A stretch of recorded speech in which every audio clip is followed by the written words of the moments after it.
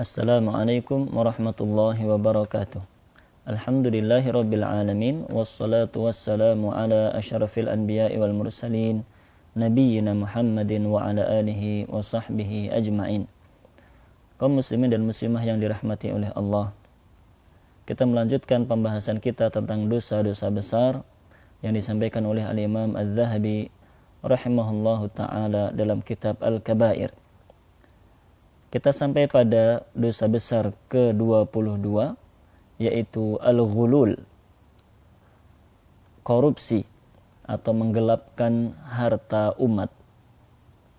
Jamaah yang dirahmati oleh Allah, fenomena dosa besar yang satu ini sangat sering kita dengar di akhir zaman, di mana kita hidup di tengah manusia yang begitu terpukau dengan harta, sehingga tidak peduli lagi halal dan haram.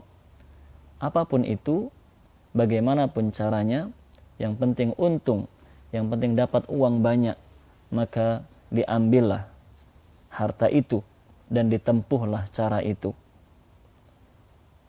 Dalam kitab ini diterangkan bahwa korupsi atau menggelapkan harta umat adalah salah satu dosa besar yang dimurkai oleh Allah Subhanahu wa ta'ala.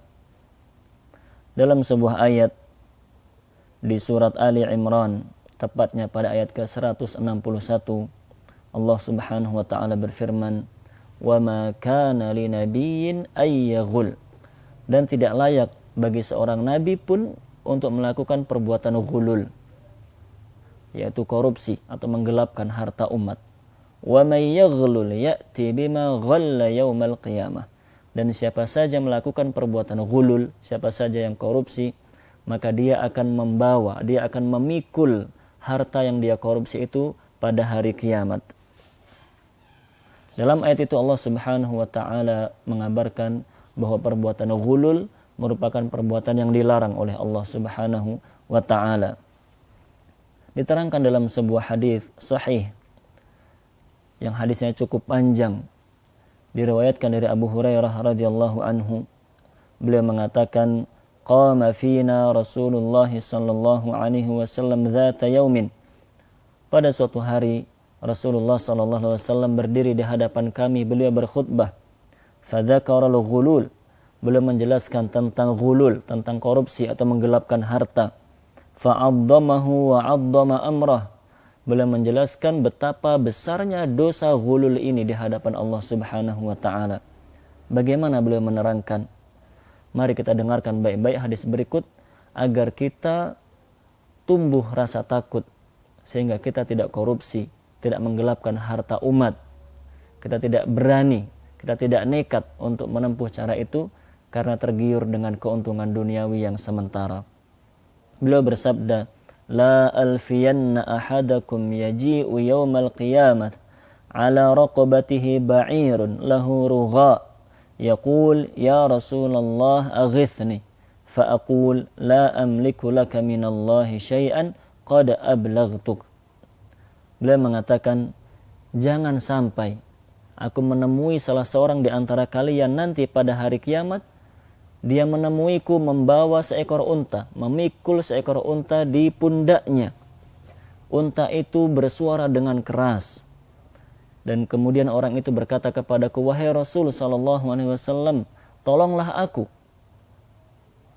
Maka aku akan menjawab, "Aku tidak bisa menolongmu sama sekali, karena aku telah menyampaikan kepadamu, telah memperingatkanmu tentang dosa ini pada kehidupan dunia dulu." Beliau melanjutkan hadisnya, "La alfiyanna ahadakum yaji'u yaumal qiyamati ala raqabatihi farasun lahu hamhamah." Jangan pula aku menemui salah seorang di antara kalian nanti pada hari kiamat datang menemuiku memikul seekor kuda. Kuda itu bersuara dengan suara sangat keras. Kemudian kemudian orang itu berkata kepadaku, "Ya Rasulullah aghithni." Wahai Rasulullah sallallahu alaihi wasallam, tolonglah aku. Maka aku pun akan menjawab, "La amliku laka minallahi syai'an." Aku tidak bisa menolongmu sedikit pun pada hari ini. Qad ablaghtuk. Sungguh dulu aku telah memperingatkanmu tentang dosa ini. Begitu seterusnya, beliau bersabda dalam hadis ini yang cukup panjang. Beliau menyebutkan akan datang seorang yang memikul seekor kambing, meminta pertolongan kepada beliau dan beliau tidak bisa menolongnya. Ada lagi yang memikul seorang jiwa, memikul seseorang yang dulu pernah diambil olehnya, maksudnya dia mengambil budak sebelum dibagikan. Maka orang itu meminta pertolongan kepada Rasulullah SAW dan beliau pun juga tidak bisa menolongnya. Ada lagi yang datang membawa sehelai kain. Kain itu melambai-lambai ditiup angin pada hari kiamat. Dia minta pertolongan kepada Rasulullah SAW dan ternyata beliau pun tidak bisa menolongnya. Dan yang terakhir beliau menyebutkan ada yang datang memikul emas dan perak yang dia korupsi dulu di dunia, minta pertolongan kepada Rasulullah SAW dan ternyata beliau tidak bisa menolongnya pada hari kiamat. Sebuah hadis sahih diriwayatkan oleh Imam Muslim. Jamaah yang dirahmati oleh Allah, hadis yang cukup panjang itu menjelaskan kepada kita bahwa Rasulullah SAW sebagai orang yang diberi syafaat oleh Allah Subhanahu wa taala, beliau tidak bisa menolong umatnya yang korupsi. Beliau tidak bisa menolong umatnya yang menggelapkan harta umat pada hari kiamat. Naam, Rasulullah SAW tidak bisa menolong mereka pada hari kiamat. Karena beliau sudah memperingatkan tentang dosa ini ketika beliau masih hidup di dunia. Dan peringatan itu telah sampai kepada kita namun kita tidak mengindahkannya. Maka siapa saja yang melanggar larangan ini, tergiur dengan fitnah dunia, akhirnya berani mengambil harta yang haram dengan cara korupsi atau menggelapkan uang umat, maka bersiap-siaplah mendapatkan siksa yang mengerikan nanti pada hari kiamat dan Rasulullah SAW tidak bisa menolongnya. Disebutkan dalam hadis yang lainnya bahwa Rasulullah SAW pernah menolak untuk menyolatkan jenazah yang beliau tahu bahwa itu adalah pelaku korupsi, pelaku penggelapan harta umat. Dalam sebuah hadis yang menceritakan tentang perang Khaybar, bahwa ada seorang yang meninggal dunia di kalangan para sahabat radhiyallahu anhum jami'an.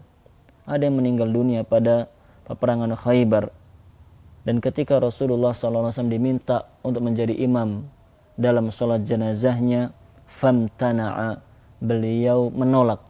Beliau tidak mau menyolatkan jenazah itu. Ketika ditanya, mengapa anda tidak menyolatkan jenazah ini wahai Rasulullah SAW? Beliau bersabda, inna sahibakum ghalla fi sabilillah. Karena teman kalian ini, karena si fulan ini telah melakukan perbuatan ghulul. Dia menggelapkan harta umat. Dia mengambil bagian yang bukan bagiannya. Qal, maka perawi mengatakan, fafatashna mata'ah. Fafatashna mata'ah. Maka kami pun memeriksa, membuka barang-barang yang dia bawa. Fawajadna fihi kharzan min kharzil yahud. Ternyata kami dapati dia telah mengambil manik-manik dari harta rampasan perang ketika melawan orang-orang Yahudi, yusawi dirhamain, yang hanya senilai 2 dirham saja. Sebuah hadis diriwayatkan oleh Abu Dawud, Nasa'i, Ibnu Majah dan yang lain-lain, dan ini adalah hadis yang sahih. Jamaah yang dirahmati oleh Allah Subhanahu wa taala, begitu mengerikan dosa korupsi atau menggelapkan harta umat, maka marilah kita tanamkan pada diri kita masing-masing rasa takut kepada Allah Subhanahu wa taala. Jangan sampai kita tergiur dengan godaan-godaan harta duniawi sehingga kita berani melakukan perbuatan dosa besar yang satu ini. Ingatlah bahwa pada hari kiamat kita akan dibangkitkan oleh Allah dan kita akan dilihat oleh semua orang pada hari itu. Kita datang membawa, kita datang memikul harta yang kita korupsi di dunia ini. Dan pada hari itu Rasulullah SAW tidak bisa menolong kita. Dan ingat pula bagaimana dikisahkan tadi, beliau tidak mau menyolatkan jenazah yang ketahuan korupsi, menggelapkan harta umat. Itu merupakan ancaman yang sangat mengerikan. Marilah kita semuanya bertobat kepada Allah Subhanahu wa taala jika kita pernah melakukannya. Bertobat dengan sebenar-benarnya, mengembalikan harta itu kepada yang berhak menerimanya. Dan dengan demikian semoga Allah Subhanahu wa taala mengampuni dosa kita. Dan jika di antara kita ada yang belum pernah melakukan dosa besar ini, maka alhamdulillah, mari kita jaga diri kita jangan sampai kita terjerumus dalam dosa besar ini. Begitu pula kita ajarkan kepada keluarga kita agar jangan sampai menjadi pelaku dosa besar ghulul, korupsi atau menggelapkan harta umat. Semoga menjadi ilmu yang bermanfaat untuk diri saya pribadi dan jamaah sekalian. Atas segala kekurangan mohon maaf yang sebesar-besarnya. Subhanakallahumma bihamdik asyhadu an la ilaha illa anta astaghfiruka wa atubu ilaik. Wassallallahu ala nabiyyina Muhammadin wa ala alihi wa sahbihi ajma'in. Thumma assalamu alaikum warahmatullahi wabarakatuh.